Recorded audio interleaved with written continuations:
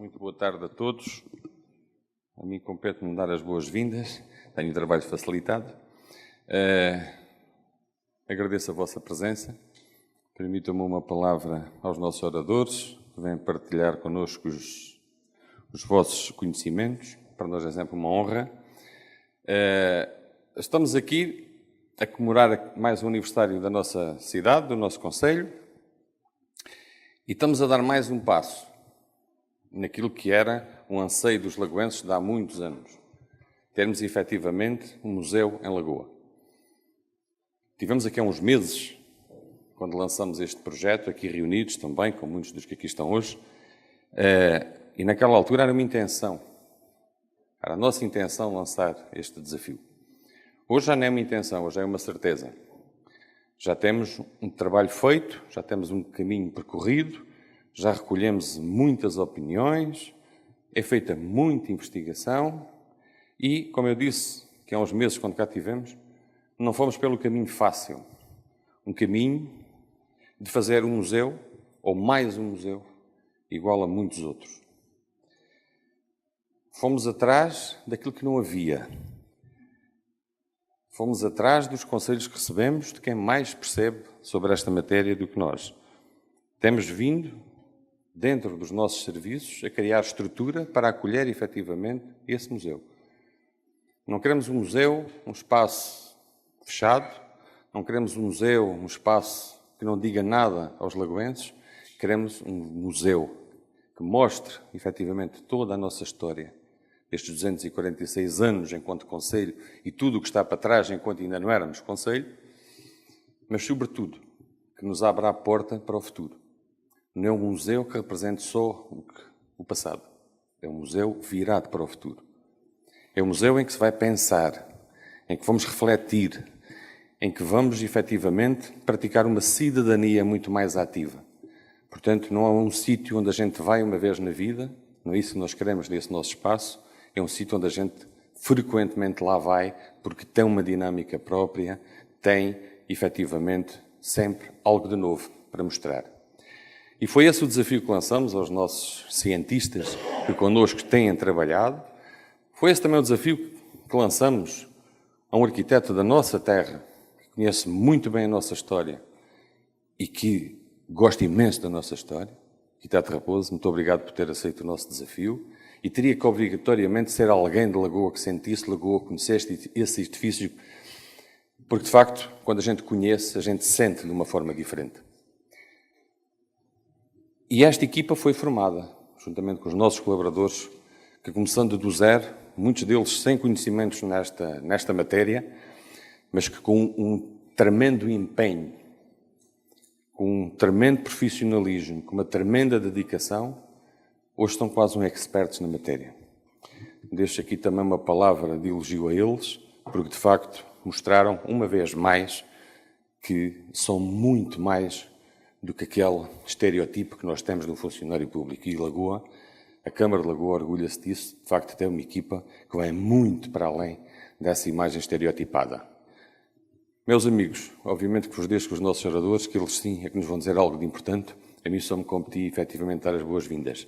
E de facto dizer, este é um espaço dos lagoenses. E o sucesso dele depende do nosso empenho, depende da nossa dedicação e depende da partilha deste conhecimento. Muito obrigado.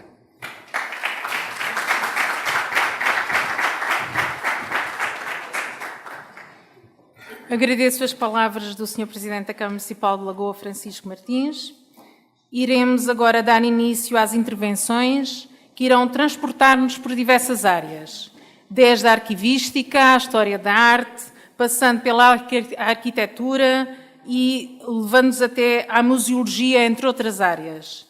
Convido assim o técnico responsável pelo Arquivo Municipal de Lagoa, o historiador Diogo Vivas, com o tema O Arquivo Municipal de Lagoa, entre a memória histórica e a sociedade do conhecimento. Compreender o passado para construir o futuro.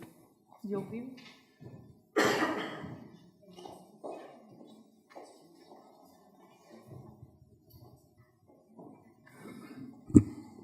Muito boa tarde a todos.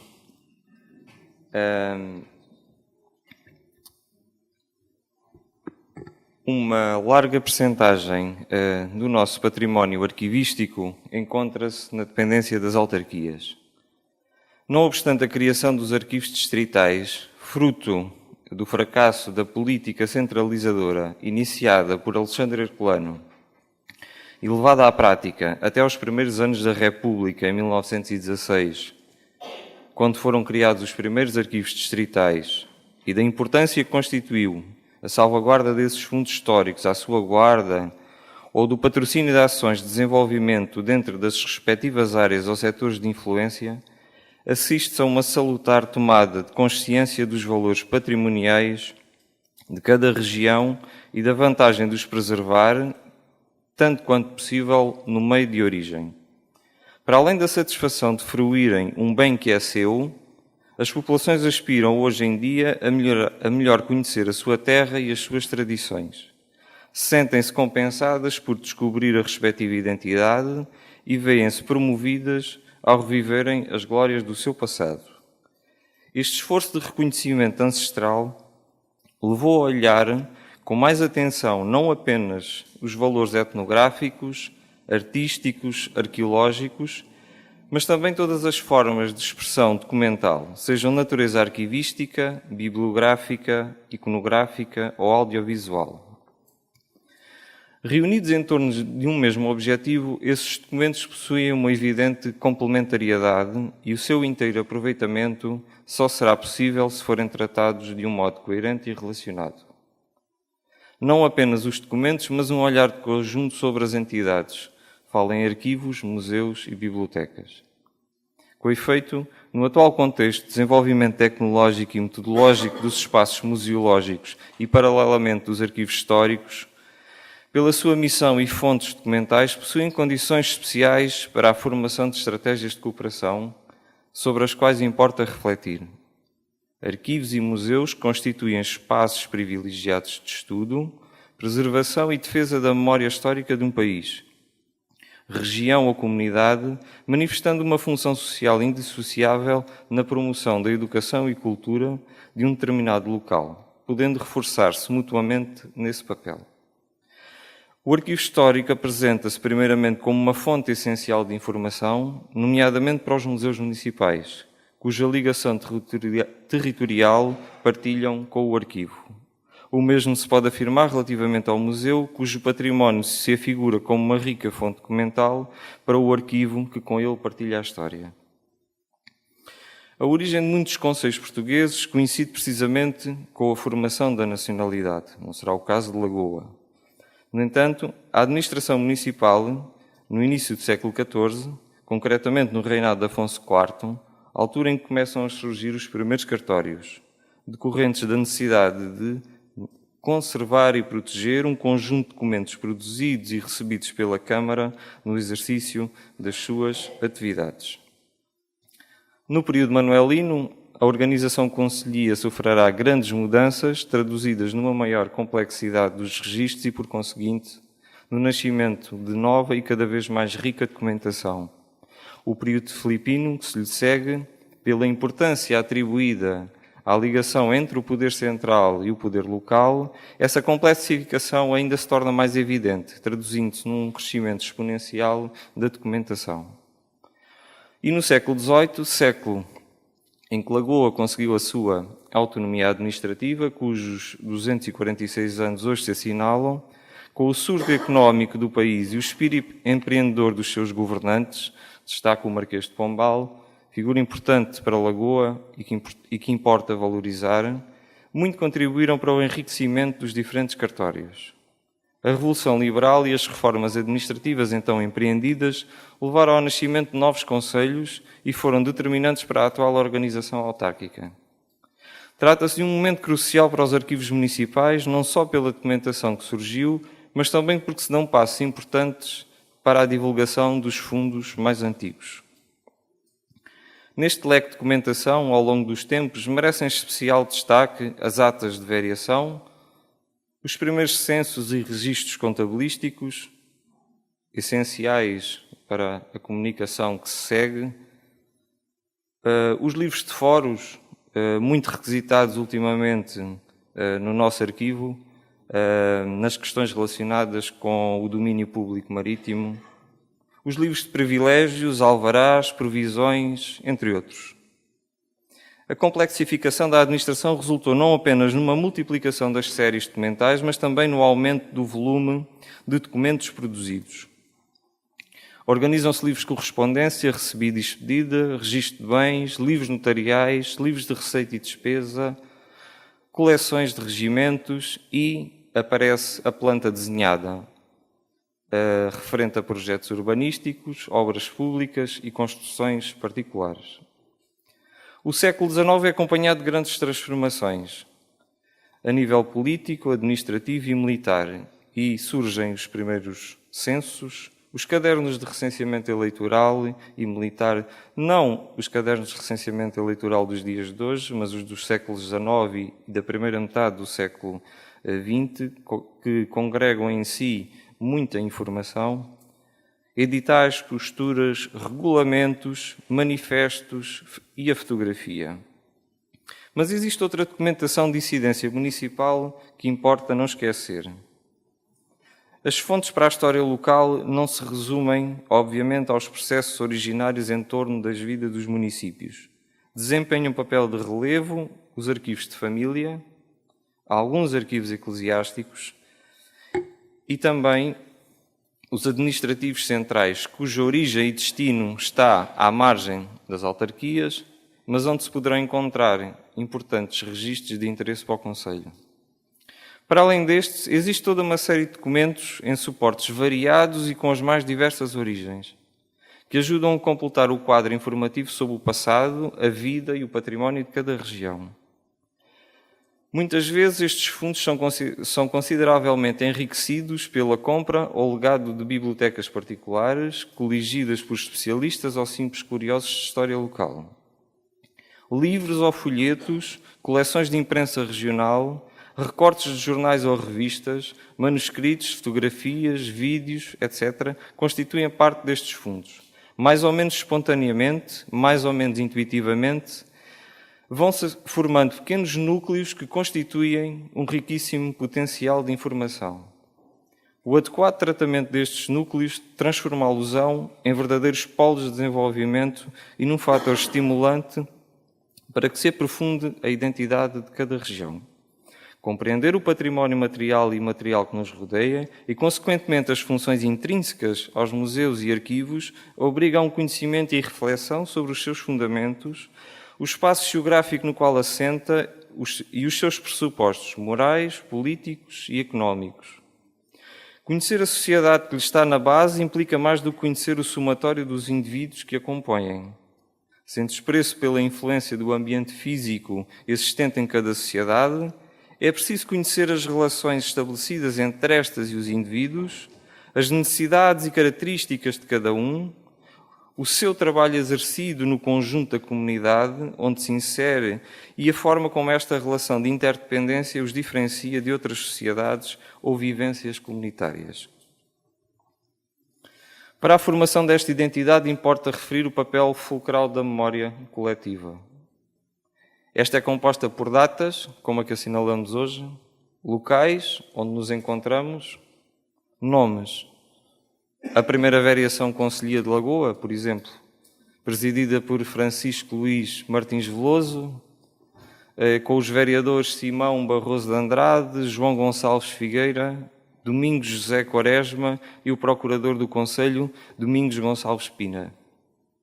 Correntes de pensamento e experiências, no fundo auxiliares de uma memória histórica de acontecimentos regionais ou nacionais, com os quais, a posteriori, o ser humano procura encaixar em fases da sua vida, ainda que a sua real data de acontecimento possa não fazer sentido na sua vivência pessoal.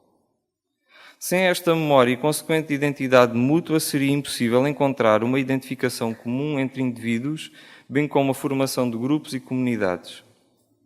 Nesse sentido, observa-se que o arquivo, o monumento e o museu, exemplo destes passos do Conselho, possuem uma relação muito estreita, apresentando como resultado das sociedades que, ao longo dos tempos, para imposição ao futuro de determinadas concepções sobre si mesmas, daí a necessidade de análise de ambos de ambos no seu contexto de produção, fornecendo uma interpretação mútua para a obtenção da credibilidade histórica. Apesar da informação ser um atributo associado tanto aos objetos quanto aos documentos, o valor concedido por cada área à informação documental explica as diferentes concepções sobre as atividades de descrição, catalogação e até mesmo de difusão das suas riquezas, a par da existência de formação profissional distinta que comprova o desalinho entre ambas as áreas. Tendo em conta que ambas as informações comunicadas constituem a base para a compreensão e aquisição de conhecimento, há que considerar ainda que ambas são representações incompletas. Um documento sofre limitações descritivas usuais da sua linguagem, ao passo que os objetos podem, ao longo do tempo, sofrer alterações associadas ao seu uso ou manuseamento, ou demonstrar apenas uma determinada perspectiva ou modelo, um aspecto que o documento pode complementar. Entenda-se, os arquivos em si mesmos podem não ser suficientemente apelativos, mas se auxiliarem na definição do contexto histórico dos artefactos relacionados, podem tornar-se relevantes auxiliares de estudo e entidades mais apelativas. A mesma situação ocorre com os museus, que, embora possam ser apelativos por si mesmos, é a documentação que lhes está associada que confere valor e expressão a estes objetos, tornando-os, consequentemente, um caso de sucesso junto do público. Documentos, objetos e monumentos são assim uma presença viva do passado, oferecendo analogias com a vivência presente de cada um, permitindo ainda que uma observação posterior seja possível descortinar, pelo menos em parte, aspectos que caracterizam essa sociedade ou comunidade e a distinguem de tantas outras. A incorporação da arquivística e da museologia num conceito mais amplo de bem cultural ou património cultural expressa diferentes materializações da história, cuja importância exige a sua conservação e difusão ao longo das gerações. Sendo este vazio entre ambas as áreas um território de comunicação, de troca de experiências, ideias, valores e conhecimento, torna-se ao mesmo tempo um campo de tensões e de interesses divergentes sobre os quais importa refletir. Cruzar museus e arquivos no sentido amplo, em que monumentos e documentos se apresentam como parte de um todo formado por uma herança que sobrevive para além dos limites de uma ou várias gerações. Para concluir, considero que, aumentando o conhecimento e o orgulho no património local, crescerão igualmente as doações de relevantes espólios, não apenas ao arquivo, como ao museu. Museus e arquivos promovem interação entre pessoas com culturas e hábitos diferenciados, proporcionando maior visibilidade e percepção de vivência de grupos minoritários, ao mesmo tempo que contribuem para o desenvolvimento cultural da região onde se inserem. Apoia o desenvolvimento do turismo e, consequentemente, da economia local, pela importância da oferta cultural como fator de motivação. Esta aproximação com o setor turístico não poderá ser ignorada, sobretudo no meio onde nos inserimos, sendo este setor uma fonte de receitas relevante para a manutenção e conservação destas instituições. Troca de experiências e serviços. Ambas as áreas podem aprender com as práticas de cada um. Profissionais de ambas as áreas devem cooperar na parceria para intercâmbios de artefactos e documentos, no contacto com a comunidade onde se inserem, na divulgação e exposição de materiais e conteúdos, nas ações de digitalização e, igualmente, na formação de inventários comuns. Uma atividade à qual será dada maior ênfase por se considerar ser a ação de base e primeira a desenvolver-se, criando alicerces para um incremento das restantes. Muito obrigado.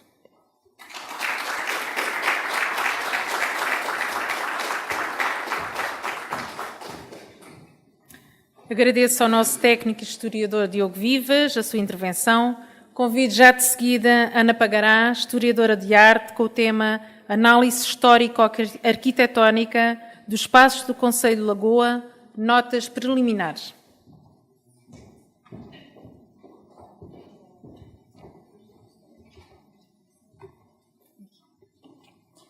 Muito boa tarde. Em primeiro lugar, desejava cumprimentar todos os presentes, Sr. Presidente, restantes vereadores aqui presentes, os técnicos da Câmara, a doutora Sandra Generoso, as demais entidades presentes e, naturalmente, agradecer o convite para estar aqui. É um gosto participar, colaborar num projeto que eu penso, já disse isto várias vezes, que será um projeto inovador a nível nacional. E também já agora dar os parabéns por 246 anos deste Conselho. Acho que é uma data especial. Eu sou funcionária pública e, portanto, dou muita importância a essas coisas, com muito orgulho digo, e de facto o dia em que se assinala a formação do nosso Conselho, o Conselho em que trabalhamos, o Conselho onde vivemos, o Conselho onde nascemos, o Conselho que presidimos, penso que é um dia extremamente importante do ponto de vista simbólico, porque nos faz lembrar, efetivamente, que fazemos parte de uma história e que nós temos um papel ativo na continuidade dessa história.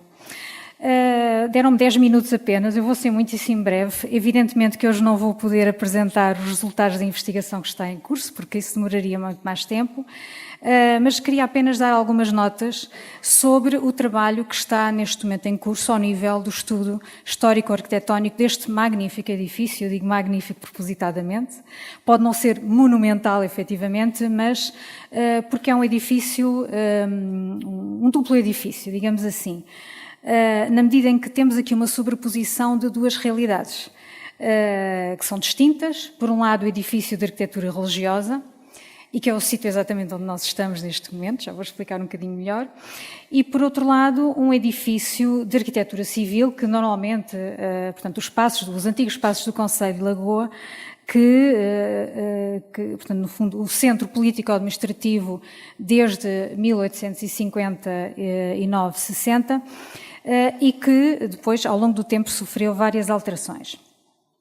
Ambos os edifícios, quer a ermida de Nossa Senhora de Ao Pé da Cruz, quer os espaços do Concelho do século XIX, XX, responderam naturalmente, a sua arquitetura respondeu naturalmente a programas específicos, a programas funcionais, espaço-funcionais específicos.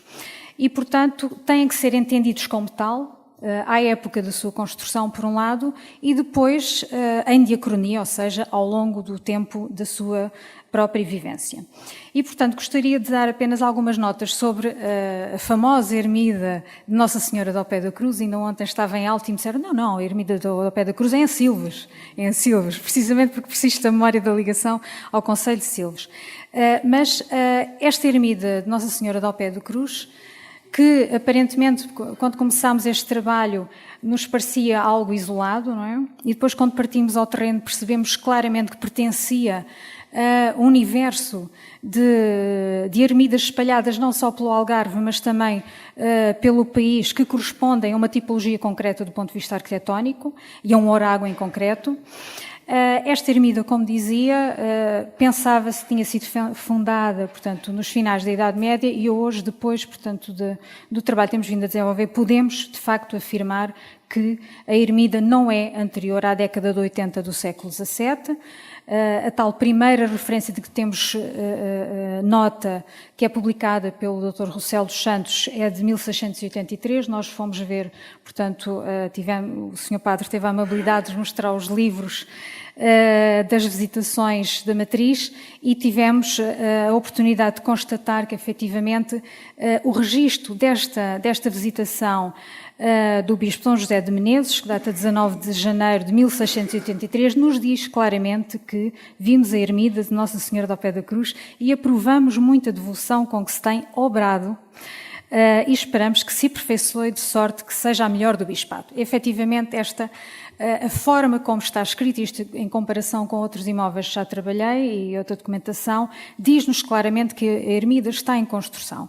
E como se não bastasse, o Santuário Mariano, portanto o Frei Agostinho de Santa Maria, que data o volume em que traz uma notícia sobre esta ermida, que eu penso que é o 6º volume, 1718, nos diz claramente que a ermida de Nossa Senhora do Pé da Cruz, do lugar de Alagoa, ainda nem há 40 anos que se começou, portanto, que foi edificada. Portanto, claramente a cronologia está afinada, podemos seguramente afirmar que é da década de 80 do século XVII, e é muito interessante ver que, partindo depois, ao contrário daquilo que se pensava também, percorrendo o território, encontramos uma série de ermidas não só aqui no Algarve, como estava a dizer, mas no país, que têm este orago em localizações urbanísticas muito, muito idênticas àquela que temos aqui, ou seja, em situações periféricas ou núcleo urbano histórico, digamos assim, em locais de passagem,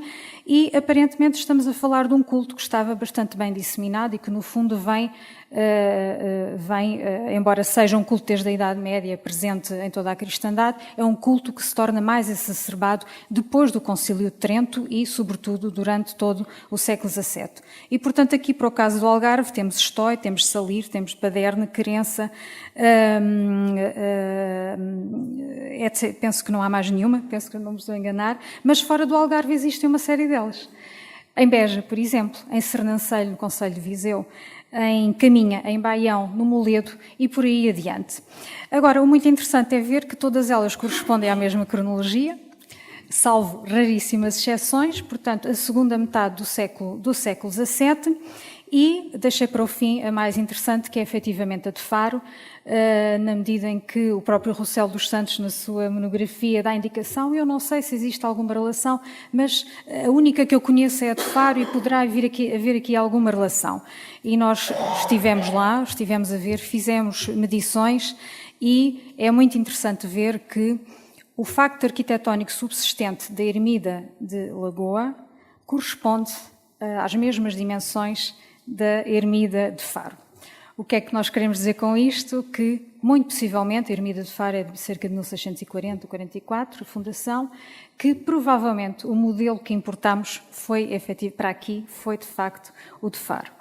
Isso ajuda-nos também a aferir melhor a estrutura que nós temos aqui, que subsiste, e sobre a qual foram construídos os espaços do concelho, e como eu dizia há pouco, nós estamos dentro da ermida, portanto, o portal da ermida seria aqui embaixo, precisamente a meio desta sala. Nós estamos no espaço da nave da igreja, portanto, do espaço religioso, portanto, da ermida, e ao fundo temos a Capela Mor. Portanto, temos aqui o ressalto deste lado. A análise da planta e a comparação com a ermida de Faro faz-nos crer que aquilo que foi aproveitado para a construção dos espaços do concelho foi precisamente todo o alçado sul da ermida, que tem uma parede muitíssimo mais larga que o alçado norte, e que depois, quando se faz a construção dos espaços do concelho, vem-se aproveitar, claro, aquela que era a mais forte e apoiar, portanto, toda a construção que está para sul. Portanto, achamos claramente que há aqui uma adoção de uma tipologia muito clara. É preciso dizer que também, dentro deste universo de ermidas dedicadas à Senhora de Ao Pé da Cruz, existem duas tipologias claras.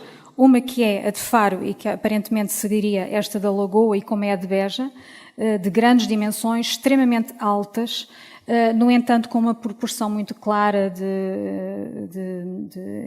portanto, a largura do presbitério corresponde 3 vezes ao comprimento da nave da igreja, portanto a proporção é extremamente clara. E depois temos um conjunto de pequenos templos, como é o caso de Estói, por exemplo, ou de Paderne, muito pequeninas, ermidas muito pequeninas, que não têm nada a ver com isto, mas onde o culto da Senhora de Ao Pé da Cruz era bastante fervoroso. Em relação à ermida, não me vou alongar, portanto, há uma série de coisas que são interessantes depois explanar numa outra conferência. Só gostaria, portanto, de dizer que quando é feita esta aquisição, é algo que nos falta aferir, precisamente o porquê. Porque é que o Presidente da Câmara da altura, João Bentes Castelo Branco, que muitos dizem que continua a assombrar este local, ele escolhe efetivamente este local. Não é? Quando temos o centro da vila, em meados do século XIX, mais para norte. Mas ele escolhe este local. É preciso aferir, é preciso desenvolver o estudo histórico-urbanístico da vila de Lagoa para entender qual seria a intenção dele. Nós sabemos que era um homem extraordinário, eu devo confessar que estou fascinada por esta figura. Antes de ser Presidente da Câmara, já propunha uma série de melhoramentos urbanísticos, e isto é muito interessante. Portanto, ele ainda, não sendo Presidente, já tem a noção clara daquilo que quer para a sua própria vila, e isso é interessante verificar. Depois, assim que assume a presidência da Câmara, ele imediatamente põe em execução uma série de obras. E uma delas é a construção dos espaços do Conselho, que era um desejo desde 1773, a ata da variação, as atas de variação de Câmara ainda do ano de 1773, do ano da fundação do Conselho, demonstram claramente, portanto, quando eles tomam posse, imediatamente a seguir começam a falar, vamos construir os espaços do Conselho, vamos organizar urbanisticamente, vamos criar aqui um espaço urbano que seja coadunante com o estatuto de um concelho. E isto é muito interessante. E, de facto, eles queriam construir os espaços do concelho em frente à Igreja da Misericórdia por uma razão muito simples, para que os presos na cadeia pudessem ouvir a missa que era celebrada na Misericórdia. Portanto, isto é um marco que é algo que surge em muitas situações em outros espaços do Conselho ao longo do país, alguns que eu já estudei, porque há sempre, portanto, os espaços do Conselho são sempre construídos em frente a uma igreja ou adaptados, um edifício adaptado em frente a uma igreja para que os presos da cadeia possam ter o serviço religioso. Mas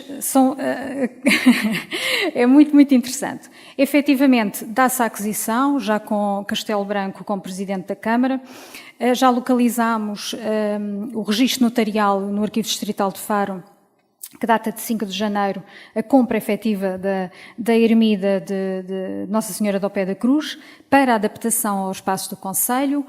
Uns dias depois fazem outro registro notarial, precisamente para comprar casas que estão anexas à ermida do Alçade Sul. Eu penso que poderemos estar a falar da antiga sacristia, que entretanto já estava a ser habitado talvez por alguma família ou utilizado de alguma forma. E o que é certo é que, imediatamente a seguir, como se vê nas atas da Câmara de Lagoa, há uma série de diligências, precisamente para comprar o material, para se arranjar tudo, sendo que a construção da cadeia, aqui em baixo, era de facto muito premente. Portanto, era uma necessidade enorme. Mais do que a sala de audiências, a sala de reunião da variação era a construção da cadeia. E se andarmos um bocadinho para trás nas atas, vemos precisamente que a cadeia que anda a passear pela própria vila da Lagoa, não tinha condições, os presos fugiam e não tinham condições dignas para estarem aqui. E ainda ontem encontramos no Arquivo Distrital de Faro, por acaso já agora são 30 segundos, para dizer um documento muito interessante, 1867, em que o administrador do Conselho solicita ao Ministério do Reino que lhe mande tropas, 15 efetivos que ajudem a policiar Lagoa, não só, portanto, nas ruas, mas também que ajudem também a guardar os presos da cadeia. Porque, inclusive, havia dias, o próprio Conselho de Silves tinha já dado a indicação que iria mandar para aqui presos para ficarem aqui, porque a cadeia de Lagoa era muitíssimo mais segura para os ter, entre aspas, guardados. E, portanto, isto é muito interessante, porque, efetivamente, quis-se criar aqui um espaço que fosse também inovador ao tempo. E nota-se na documentação que o próprio Castelo Branco tem uma preocupação enorme em que o edifício responda exatamente ao programa espaciofuncional que era exigido para as câmaras, para os espaços do Conselho à altura, em meados do século XIX. Só há aqui uma falha, portanto, que é do Tribunal e que já tivemos a oportunidade de esclarecer que não havia Tribunal e, portanto, daí que não haver aqui sala do Tribunal. Agora, o que nós estamos a trabalhar é precisamente tentar entender como é que o próprio edifício evoluiu, por um lado, a questão da ermida, que é muito interessante realçar e que deve estar presente, quanto a mim, no museu, no futuro museu, por um lado, e por outro lado, perceber exatamente qual era a organização espaciofuncional do edifício em 1859-60. Isso é possível fazer pela análise do facto arquitetónico subsistente, pela documentação e pela comparação com outros exemplares congêneres de arquitetura civil espalhados pelo país e depois perceber a sua evolução. Sabemos que houve aqui obras profundas nos anos 80, penso eu, do século XX, e, portanto, são todas essa cronologia da construção que agora é preciso aferir para entender, efetivamente, o edifício que temos nas mãos. E isto é fundamental. Entender o edifício em conservação de património. Primeiro que tudo, temos que conhecer o que temos nas mãos. Portanto, antes de intervir, temos que saber exatamente o que está aqui. porque tudo o que se encontre no edifício pode ser valorizado e pode valorizar o próprio projeto em si. E, portanto, eu acho que o que se pretende, a filosofia do projeto, e eu penso que é isso que o Sr. Presidente quer, é efetivamente que seja um espaço de orgulho, de dignidade, portanto, dos lagoenses. E que seja também um espaço de memória. Que seja efetivamente um espaço de memória. Falhou o som. Já ultrapassei os 10 minutos, portanto. Só então uma última nota para dizer que daí que será efetivamente muito importante continuar a análise arquitetónica. Será muito importante o levantamento arquitetónico que a equipa do arquiteto Nelson da Câmara Municipal vai aperfeiçoar neste momento, já tivemos uma conversa com ele, e será também importante dar continuidade, portanto, a todo o trabalho que estamos a realizar em arquivo, e não é só no Arquivo Lagoa, é no Arquivo Distrital, será na Torre do Tombo, o Arquivo de Silves, etc., o Arquivo da Paróquia, porque em qualquer lado podemos encontrar dados relevantes. E, por outro lado, também a comparação com outros exemplares congêneres, que é, de facto, fundamental. Tudo o que pudermos compreender do edifício pode nos dar os significados deste edifício. Não é? E, portanto, era aqui que eu queria terminar esta pequena intervenção, porque está aqui o arquiteto, porque está aqui o coordenador do projeto, porque está o executivo municipal. Com efeito, se compreendermos bem o edifício, podemos podemos valorizar ao máximo os elementos que subsistem destas duas realidades, a ermida por um lado e os antigos espaços do concelho por outro, e em fase de projeto de arquitetura, em fase de projeto de museologia, podemos valorizá-los de modo a integrá-los, todos esses elementos, de forma a melhor passarmos a mensagem, os significados do edifício e a mensagem que queremos transmitir. Portanto, há aqui questões.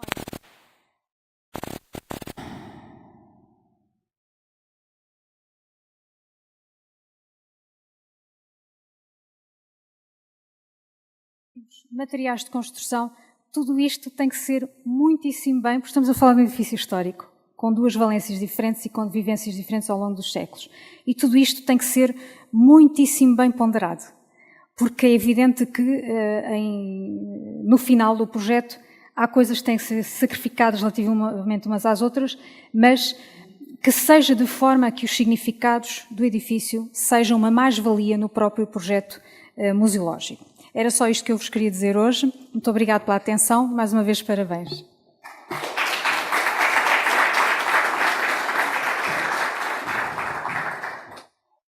Agradeço a intervenção da historiadora Ana Pagará, muito esclarecedora, que nos deixou aqui mais entusiasmados para prosseguir a nossa investigação. Convido agora o arquiteto Fernando Raposo, que nos falará então da análise histórico-arquitetónica do espaço do Concelho de Lagoa, também notas preliminares.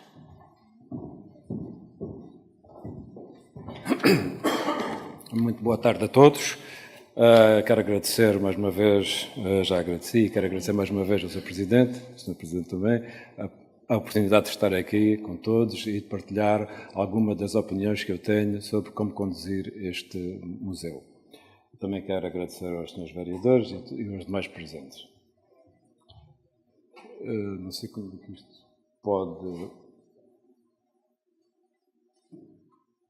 Posso? Não? Isto aqui tem um detalhe qualquer que eu não consigo. Só um minuto, peço imensa desculpa. Portanto, o que eu vou falar é sobre a reutilização e readaptação do antigo Passos do Concelho ao município. Reutilização, isto é uma pequena brincadeira com o português, mas é exatamente isto que eu pretendo aqui falar um pouco. Isto não está... aqui. O reconhecimento da importância cultural e socioeconómica da conservação do património arquitetónico, assim como a multiplicação de experiências de reabilitação urbana e, com isso, o aumento significativo do número e da qualidade de intervenções, que são também do interesse da indústria de construção e de materiais, constituem um pano de fundo de um permanente diálogo.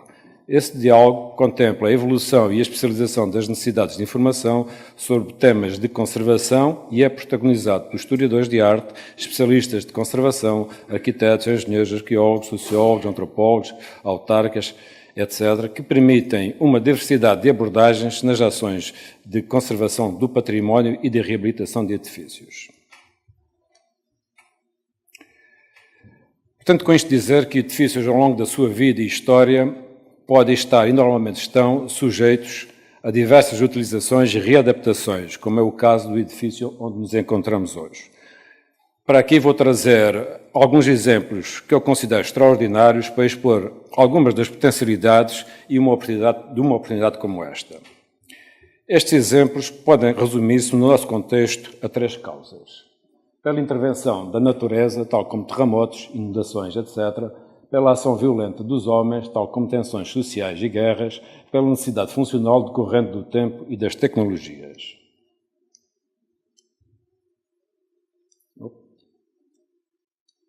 Isto realmente a tecnologia parece que não é comigo.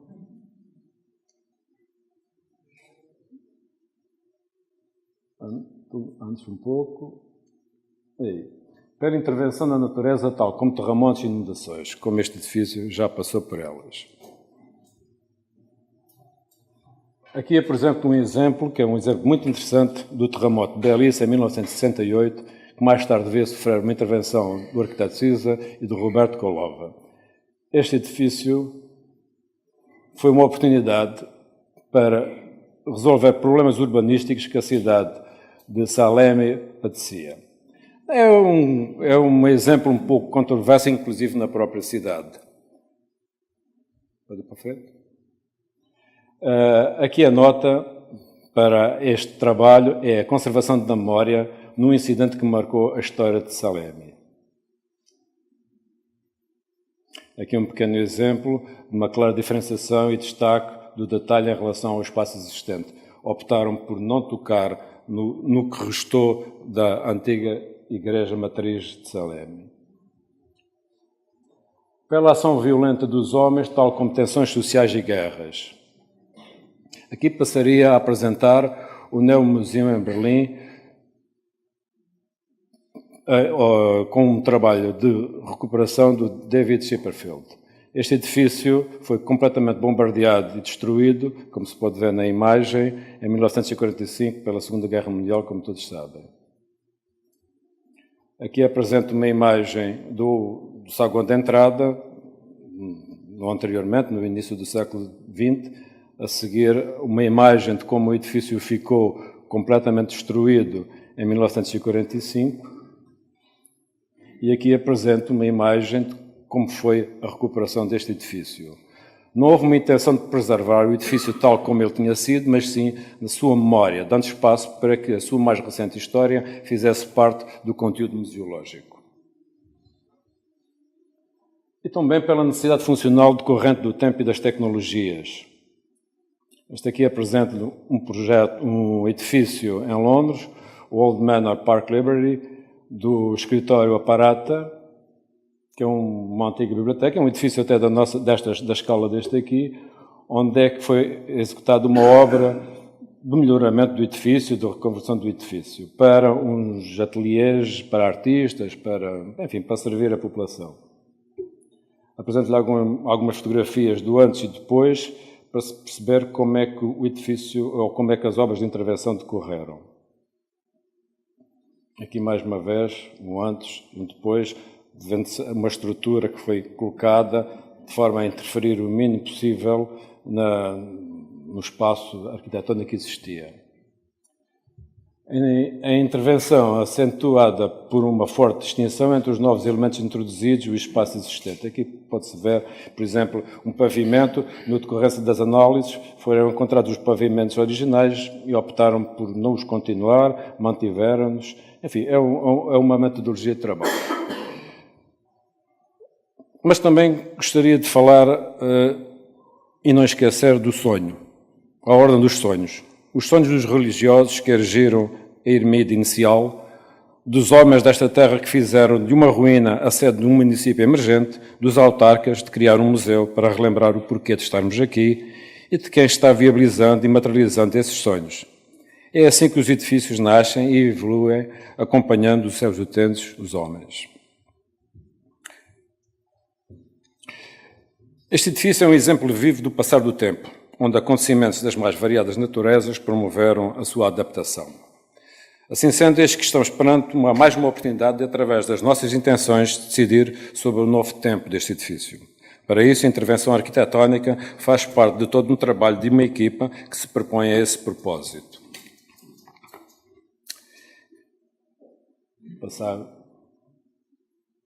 Como é que isso se processa? No nosso entender, a intervenção arquitetónica, por forma a reconduzir o antigo edifício dos Passos de Conselho ao seu novo tempo, MUCID, vai servir-se dos estudos desenvolvidos na investigação histórica, nas análises construtivas físicas e da valorização patrimonial para introduzir os elementos necessários que permitam às populações usufruir convenientemente do projeto museológico. A intervenção arquitetónica é fruto de um diálogo entre a investigação histórica, a análise das condições físicas, valorização patrimonial e o programa museológico. Aqui vou apresentar um pequeno exemplo do estudo das análises das condições físicas do Neuromuseum em Berlim. Este é um desenho gráfico, já é levantamento, e há uma necessidade de encontrar os elementos-chave de valor patrimonial que serão expostos e enquadrados por forma a contemplar a história que está subjacente ao projeto museológico. Então, o que é que se passa aqui? Posto isto, chega-se à fase de intervenção arquitetónica propriamente dita, onde as soluções de restauração, reparar algo por forma a voltar ao seu estado anterior, e renovação, voltar a tornar-se novo, decorrentes das análises e dos compromissos assumidos, visam trazer ao nosso tempo a revalorização do edificado, adaptando a novas exigências e potencializando-o ao seu novo uso, minimizando as suas limitações e exportando as suas potencialidades. Passamos a exemplificar um pouco isto. Quando uma investigação histórica é feita e nos deparamos com elementos fisicamente deteriorados, mas com um valor patrimonial alto, devemos colocar a questão por forma a aferir se há condições para uma restauração desses elementos. Contudo, se nos depararmos nessa mesma investigação com elementos em bom estado de conservação, mas de baixo valor patrimonial, entende-se que a intervenção deverá acontecer, ora repondo ou eliminando esses elementos dissonantes, renovando o espaço, tendo em vista o contexto museológico, promovendo o seu conteúdo ao valorizá-lo.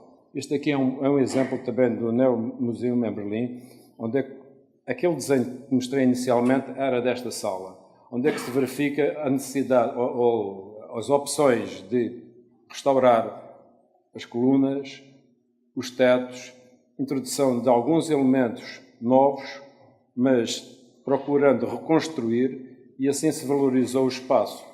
Optou-se por não trazer muito o chão para uma nova intervenção no chão, mas com esta valorização foi possível valorizar, dignificar de novo este espaço. O exemplo anterior, se fosse possível mostrar, é um exemplo quase semelhante de renovação, neste caso, a outra é de restauro. Esta renovação, o que é que aconteceu? Encontrou-se o espaço, ainda em razoável estado de conservação, retiraram-se alguns elementos dissonantes, como as grades das janelas, aquele mobiliário desadequado, encontrou-se o pavimento original, que se optou por não restaurar, mas sim colocar um novo pavimento numa ligação direta com o antigo, para poder mostrar, inclusive, como é que as coisas já aconteciam. E assim a coisa decorreu. Eu acho que é um excelente exemplo de uma intervenção em renovação. Com isto, pretendo terminar dizendo que o MUCID deverá assim ser o resultado de todos estes compromissos e espera-se que este emblemático edifício municipal possa assumir o papel cumprindo no contexto do lugar e das gente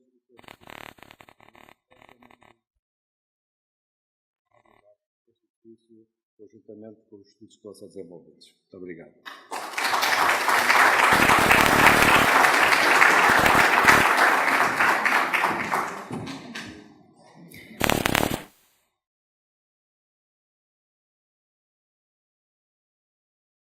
Agora a intervenção de Paulo Lima, o coordenador da instalação do MUCID nos espaços do Conselho, cujo apoio, orientação técnica e prévia investigação sobre estas matérias tem sido fundamental para materializar a proposta de criação de um Museu Histórico e Social em Lagoa, que pretendemos de facto seja uma marca da nossa identidade.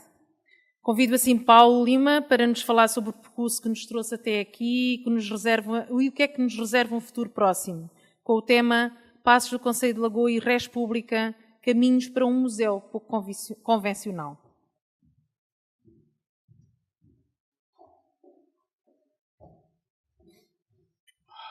Ora, peço perdão, eu estou um pouco apanhado destes frios. Antes de mais, boa tarde.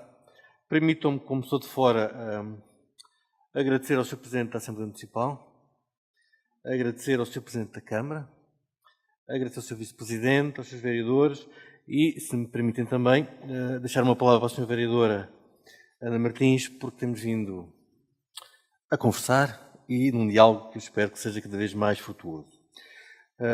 Quero também deixar uma palavra para a doutora Sandra Generoso e para a sua equipa, com quem tenho aprendido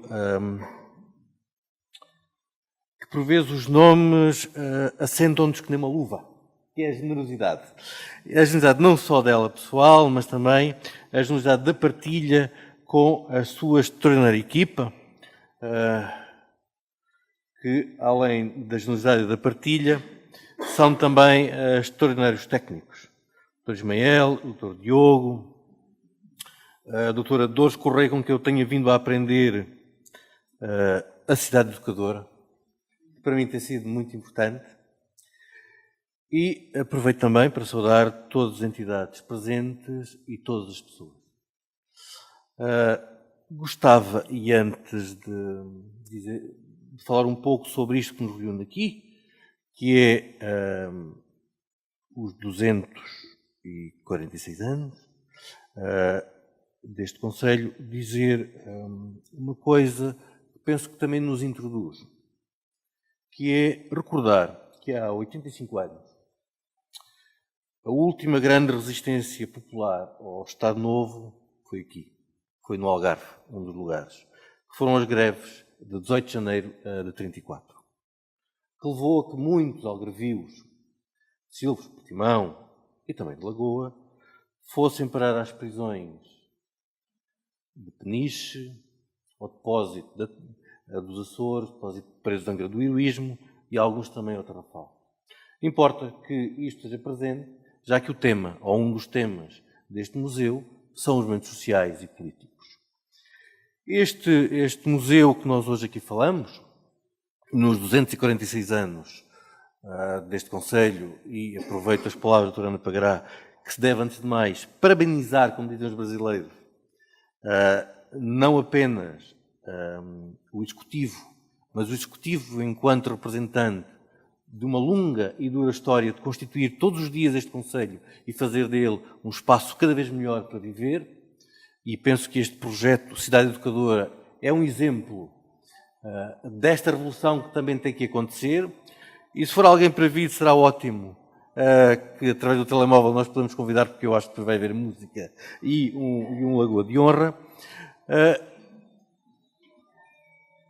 Atenda e diga para vir. Dizer que aqui introduzimos no porquê deste museu, que tem não apenas em construção o seu programa, a sua intervenção de arquitetura, mas também os seus conteúdos e todo ele, porque ele também tenta responder àquilo que é fundamental numa cidade educadora, que é o diálogo. Preparar uma ampla cidadania para estarmos aqui, não apenas nos limites administrativos, mas nos limites que hoje é o mundo, que é o mundo global ou o mundo cosmopolita. E porquê dos movimentos sociais? Ou porquê dos movimentos políticos? Ou porquê da cidadania? Para já responder àquilo que é um desafio e uma estratégia desta Câmara, que é a ampla participação dos cidadãos, de quem aqui habita, lagoenses ou não lagoenses. E possa também servir de mote para inspirar outros lugares para o fazer. E eu penso que ao longo não tenho certeza, que ao longo deste ano de convívio em Lagoa, o que tenho vindo a aprender é a partilha, e vou outra vez fazer aqui, usar a palavra a generosidade. Porque é de generosidade que falamos quando falamos em diálogo. Lagoa tem, de facto, figuras fascinantes na sua história. Sei que há uma que, por vezes, nós ainda não a podemos rotular se será o quê, que é o José Joaquim de Sousa Reis, o célebre remexido, mas que há um ano, quando apresentámos esta ideia, falámos da sua importância. Para lá de ser a figura histórica que podemos positivar ou menos positivar, ela está na divisão de dois momentos importantes, que é do antigo regime para o mundo liberal. E ela é, em Portugal, a figura essencial, a figura que mostra a resistência das populações aderentes ao miguelismo contra as novas ideias do liberalismo. E aí é uma figura importante. Outra figura que nós podemos pôr no outro extremo cronológico é o General Rocha Vieira. Com o General Rocha Vieira termina um ciclo, o ciclo do Império. E eu penso que estes dois momentos são fundamentais para pensarmos algo para este museu, ou seja, evocar as figuras. Estas duas figuras, eu não estou a comparar uma à outra, estou a dizer que ambas têm aqui o seu berço. Um conjunto de figuras que constroem este concelho. Há pouco o Dr. Diogo Vivas elencou os primeiros que fazem parte da Câmara, mas a partir desses temos uma série deles até ao Sr. Presidente. E essas figuras são importantes porque todas elas lutam pela construção de uma identidade recente, ou seja, e o Dr. Diogo frisou isso muito bem, não temos um concelho medieval, temos um concelho que surge no fim do antigo regime. E fazendo parte, ou sendo parte do território de um outro concelho, esse sim, milenar, ou de um território milenar, como identidade, significa que o grande desafio cotidiano dos lagoenses há 246 anos é constituir a sua autonomia, a sua diferença, servir também de exemplo. E por isso, esta história dos movimentos sociais, das suas figuras, são para nós importantes que se albergue aqui. Não é tanto um museu da arqueologia que nos diga desde o Paleolítico aos dias de hoje como é que evoluímos. E eu penso que, por vezes, estes museus, até muitas vezes vendo da pedrinha do Paleolítico aos dias de hoje, eles levam-nos, por vezes, a pensar duas coisas são erradas. Uma, que funcionamos em questão de evolução. Ou seja, o que vem a seguir é sempre melhor do que vem. E às vezes não acontece. E a própria história, e a história da antropologia, diz-nos muito isso. A questão do Estado, etc. Mas, por outro lado, estes homens, e isso é muito interessante nas primeiras atas e nas atas consequentes, estão constantemente a pensar como melhorar, como construir o seu conceito. E essa é uma outra parte que nós queremos, a parte dos movimentos. Interligar cada um destes movimentos, cada um destes tempos, no que acontece no mundo. Nós não podemos esquecer que volta em 1770 estão a surgir as primeiras constituições. E nós vamos comemorar, daqui a um ano, a primeira Constituição Portuguesa de 1820. E nós queremos ter um papel, porque, no fundo, somos também um concelho que surge do novo constitucionalismo. Queremos também que este museu faça uma outra coisa. Que a sua história não é a sua pré-história, é a história dos eleitos do poder local, e já vos explico o que é que eu entendo com o poder local, constroem tudo aquilo que são as peças fundamentais para que este concelho funcione. Porque, ou seja, até 1773, este concelho é parte do território de um outro concelho que é pensado a partir de um centro para uma periferia. A partir de 1773, este conceito tem que ser entendido como o centro. Ou seja, uma periferia torna-se centro. E isso implica reconstruir todo um pensamento. E o que nós queremos é que este museu faça o inventário e a proposta e, ao mesmo tempo, torne claro os grandes equipamentos que se vão construindo desde 1763 até os dias de hoje, até o futuro. A cidadania é uma ferramenta neste amplo conhecimento, nesta centralidade de um território. Já falámos das figuras, dos movimentos, do que queremos cá dentro.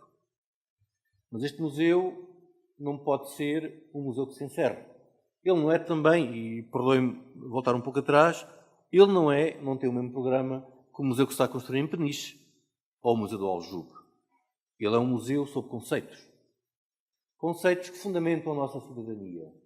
Conceito de democracia, de povo, de religiosidade, de educação. A educação de hoje não é a educação que Castelo Branco, que foi o motor desta construção, entendia. Mas há aqui um conjunto de elementos que se vão sobrepondo. E aquilo que nós queremos é que estes conceitos, na sua história e no seu presente e no seu futuro, possam traduzir e dialogar com toda a comunidade. Mas este museu, como eu ia dizer, não pode funcionar dentro dessas portas. Ele tem que contaminar o que está à volta. E por isso, nós não só estamos a construir todo um conjunto de programas e de estratégias, de acontecimentos, que tragam e transportem o mundo de Lagoa para cá e que levem para lá. Ou seja, por isso temos um conjunto de eventos que estão a ser construídos e que eu irei, daqui, no fim, enumerar. E depois ter um conjunto de projetos que tragam, e isto para mim é que é importante dizer isto, eu sou de Antropologia e quando andei no mestrado em História fazia um bocado de confusão, que só as grandes figuras é que são muitas vezes enumeradas, e embora isto às vezes possa parecer que desaparece, na História não desaparece. Mas todos nós somos parte, todos nós temos pais, avós, bisavós, trisavós, e todos nós construímos isto. Todos nós, seja de que lado económico viermos, de que lado político, de lado ideológico, todos nós construímos. E aqui voltamos ao poder local. Nós hoje muitas vezes falamos em poder local como se fosse a Câmara, a Junta de Freguesia. O poder local não é a Câmara, a Junta de Freguesia, são todas as forças vivas. E uma das coisas que importa ter neste museu, e até que possa de alguma forma dialogar com o arquivo de forma muito ampla que o Dr. Diogo Vivas apresentou, que é um bom arquivo de história e memória oral. As histórias que nos compõem.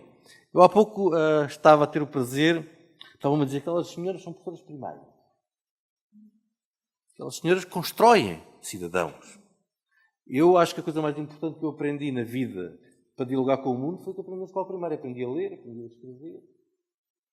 Aprendi um conjunto de aspectos básicos da higiene. Foi aí que eu aprendi. Ora bem, se nós contaminarmos este princípio a mim custa-me ainda dizer do primeiro ciclo, da escola primária, e trouxermos isto para o nosso cotidiano, se calhar vamos aprender todos muito. Ou seja, todos nós, todas as pessoas que nascem neste concelho, ou que vêm para aqui, são portadores de uma história e de uma mais-valia. Claro que no dia que comemoramos, hoje, uma série de pessoas poderão vir logo à nossa memória, porque a história o registou de uma outra forma que não outros. A família Júdice, na Mexilhoeira, o primeiro capitão-mor da vila, Manuel Rodrigues Marreiros, a família Grade, os Viscondes de Lagoa, o caso de Raposo Castelo Branco, etc., mas também os lugares. Estombar, Porches, Fragudo, Lagoa, Carvoeiro, a Mexilhoeira da Carregação. Tudo isto compõe e vai compondo a sua história. E é isto que nós queremos trazer aqui e, ao mesmo tempo, criar pontos lá. Ou seja, no fundo, uma história oral que se junte a uma prosopografia, ou seja, com a nossa biografia, depois se mistura com a história do coletivo.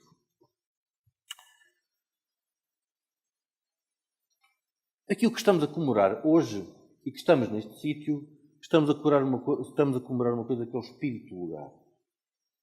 O espírito do lugar é aquilo que se constrói nas nossas memórias, que é aquilo que todos os dias acumula mais um pouco.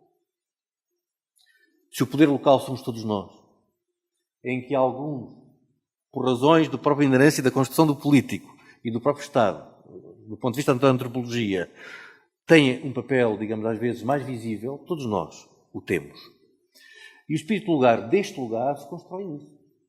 Eu recordo as histórias que eu vi a seguir ao 25 de Abril em Estomba sobre a Câmara.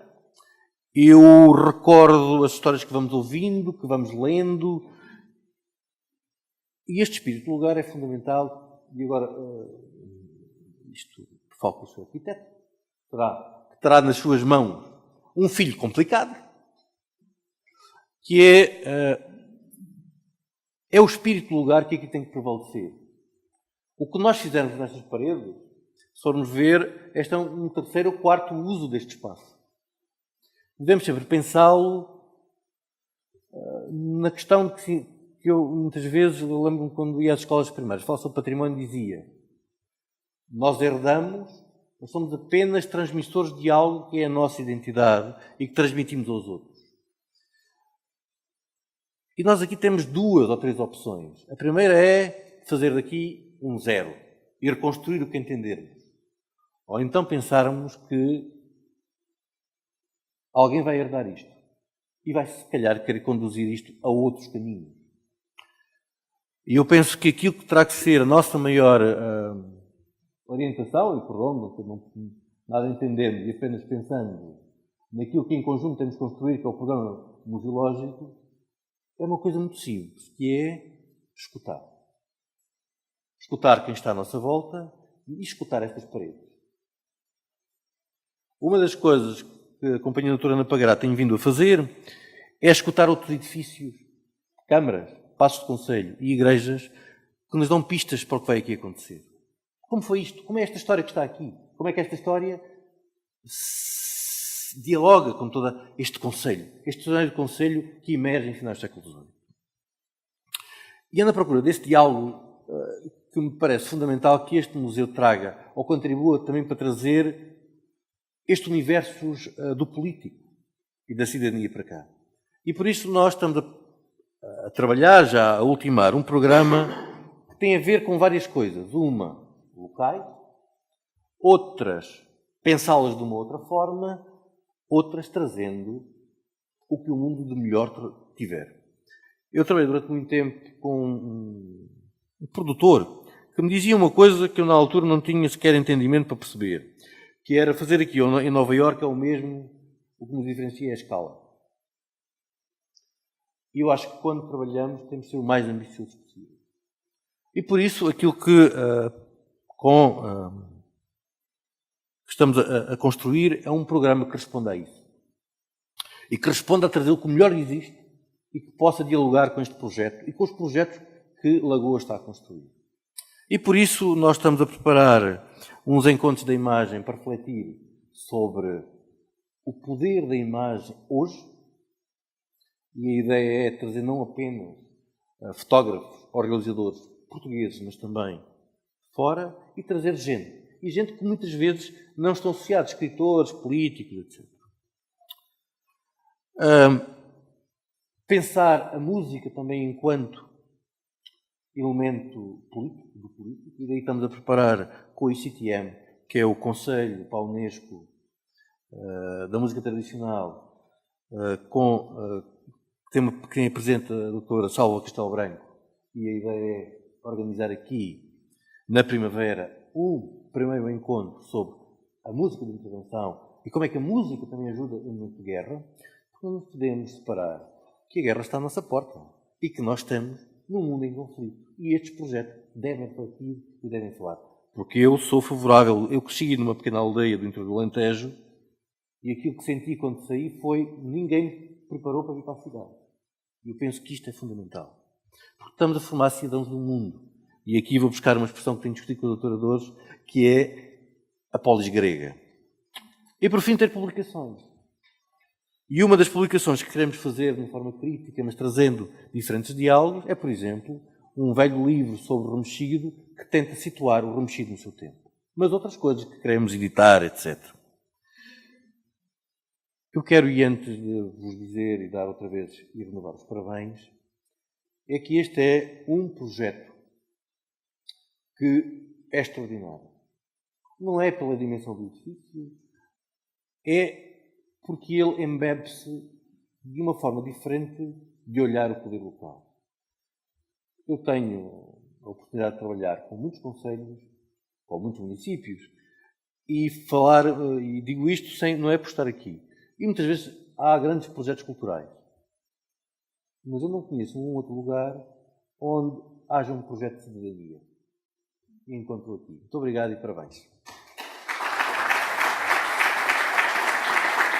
Chegado já à fase final deste encontro, solicito à vereadora responsável pelo Pelour da Educação, da Juventude e da Cultura que nos brinde com umas breves palavras de encerramento. Peço, por favor, a vossa atenção para a intervenção da vereadora Ana Martins.